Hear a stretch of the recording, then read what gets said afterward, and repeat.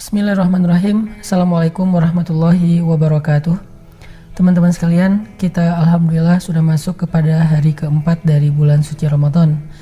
Gimana keadaan Ramadan kita hari ini? Masih semangat? Mudah-mudahan semua kita masih dalam keadaan semangat dan tetap happy menjalankan ibadah-ibadah bulan Ramadan. Hari ini kita akan bahas feeling good tentang Ramadan. Gimana caranya di bulan Ramadan kita tetap merasa nyaman walaupun mungkin dalam kondisi pandemi seperti sekarang ini kita nggak sampai drop semangat untuk beribadahnya atau semangat untuk beramal solehnya. Nah, ada beberapa tips yang diajarkan ulama kepada kita supaya kita dapat feeling goodnya, dapat semangatnya. Jadi Ramadan berasa seperti saat kita lagi liburan. Ramadan berasa seperti saat kita lagi jalan-jalan. Jadi semua aktiviti kita selama bulan Ramadan itu nggak dianggap sebagai cuman ibadah yang wajib, tetapi juga ibadah yang asik, yang nyaman, yang fun. Terus apa yang harus kita lakuin supaya Ramadan kita itu maksimal, tapi kita juga tetap feeling good, tetap merasa happy. Nah, di antara nasihat ulama supaya kita dapat feeling yang nyaman saat beribadah itu, kata para ulama, berakatlah dengan Allah Subhanahu wa Ta'ala. Jadi ketika kita beribadah, melakukan satu kebaikan, kita berakatnya sama Allah, jangan sama makhluk. Artinya kita belajar ngarepin kebaikan hanya kepada Allah, bukan kepada makhluk. Karena kalau misalnya kita ngarepin kebaikan atau penghargaannya dari makhluk, kita akan sering kecewa. Misalnya nih, kan ibadah bukan hanya sholat dan puasa ya, tapi juga termasuk amal soleh membantu orang lain, kita donasi, kita misalnya nolongin temen, kita sharing pulsa. Mungkin di antara teman-teman yang lagi work from home atau yang lagi kuliah online, belajar online, kekurangan pulsa nih, akhirnya kita sedekah pulsa untuk dia supaya dia bisa tetap online belajarnya di sekolah ataupun di kampus. Nah, tapi setelah kita bantu dia, kita tuh kayak nggak dihargain gitu.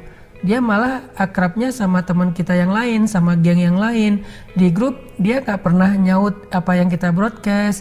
Akhirnya kita jadi bete, jadi baper. Nah, gimana caranya biar kita tetap feeling good, udah bantu orang lain dan gak nyesel? Caranya ketika awal kita melakukan kebaikan itu, cobalah untuk berakad dengan Allah. Saya bantu dia karena saya pengen Allah bantu saya. Saya melakukan ini untuk orang itu karena saya pengen Allah nanti ngelakuin itu untuk saya. Jadi balasan yang kita harapin itu dari Allah, bukan dari orang yang kita bantu, bukan dari makhluk, bukan dari manusia. Sehingga kalau kita berakadnya dengan Allah, kita bakal feeling good terus dengan ibadah kita. Makanya pernah seorang sahabat namanya Abu Bakar As-Siddiq kecewa, bete, baper sama seorang keluarga yang selama ini sering dibantu sama Abu Bakar, tapi bisa-bisanya dia memfitnah anaknya Abu Bakar, yaitu Sayyidah Aisyah radhiyallahu anha. Fitnahnya fitnah yang berat lagi, dituduh selingkuh sama seorang sahabat Nabi sendiri. Sehingga Abu Bakar merasa sangat kecewa kepada laki-laki itu.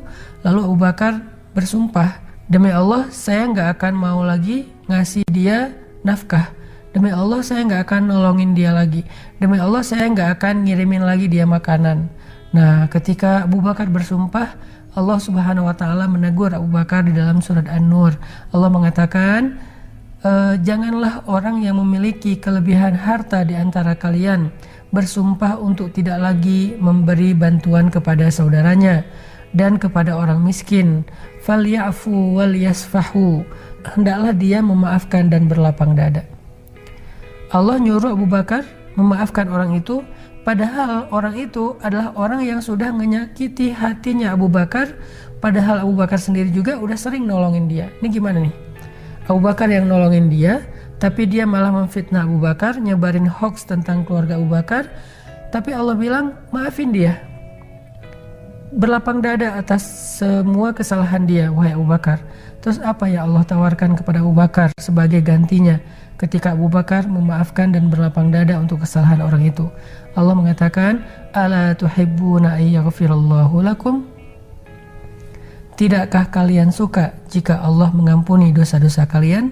Artinya, kalau kamu maafin dia, kata Allah, nanti aku yang akan maafin kesalahan kamu. Kalau kamu berlapang dada terhadap kekurangan dia, kesalahan dia, aku juga akan melapangkan ampunan dan maafku untuk kamu terhadap segala kekurangan-kekurangan kamu dalam ibadah, wahai Abu Bakar. Jadi memang ditawarin tuh akad dengan Allahnya. Kayak misalnya ayat tentang dakwah, hal adullukum ala tijaratin tunjikum min azabin alim. Maukah kalian aku tawarkan satu perniagaan yang menyelamatkan kalian dari api neraka, yaitu beriman dan berdakwah di jalan Allah.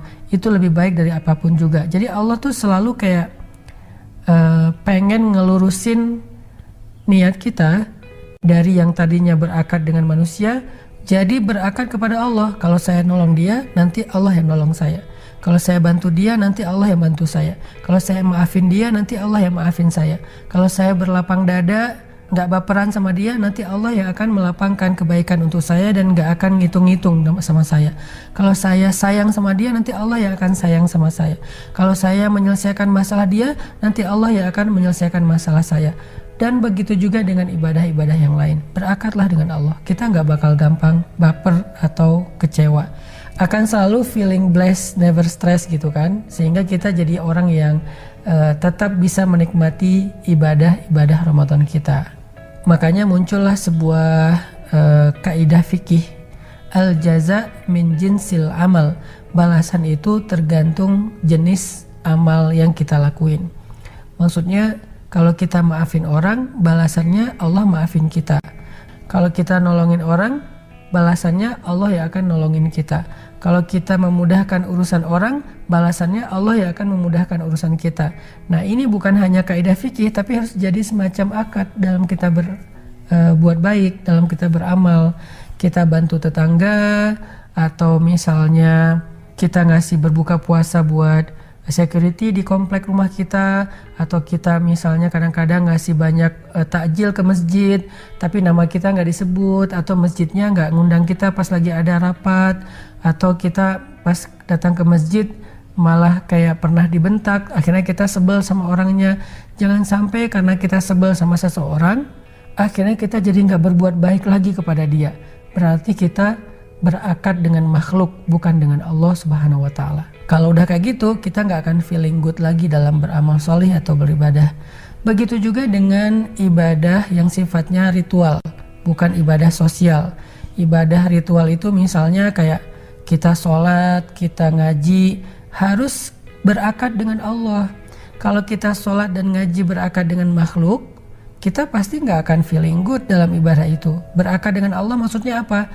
Kita jadiin sholat kita, ngaji kita, ibadah kita itu sebagai wasilah, tawasul untuk menjadi jalan kita dapat kebaikan dalam hidup. Bukan sebagai pencitraan, bukan sebagai status, bukan sebagai penghargaan. Kadang-kadang di keluarga ada tuh rasa sedikit ya, bahwa kita akan lebih semangat beribadah kalau dihargain.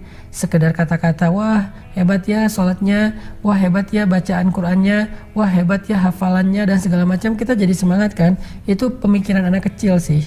Makanya buat kita kalau pengen feeling good, nomor satu berakadlah dengan Allah doang, jangan dengan makhluk. Seorang istri nyiapin waktu berbuka untuk suaminya, berakadnya sama Allah.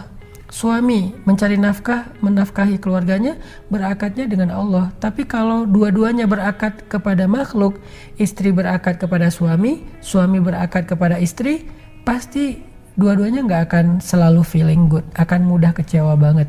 Udah capek-capek nyiapin waktu berbuka, ternyata dia komplain gitu misalnya, kok cuman ini doang, kayak aku ngasih nafkah gede deh setiap bulan, kok masakannya cuman ini doang. Atau istri yang komplain tentang nafkah suami, kok cuma segini dapatnya, kan kebutuhan bulan Ramadan itu banyak, padahal suami udah pontang-panting di luar mencari nafkah walaupun yang dia bawa pulang cuma sedikit. Makanya jangan sampai rusak nih feeling good kita dalam beribadah dan beramal soleh gara-gara kita berakad dengan makhluk. Itu tips supaya kita feeling good dalam beribadah. Yang pertama yaitu berakad dengan Allah Subhanahu wa taala.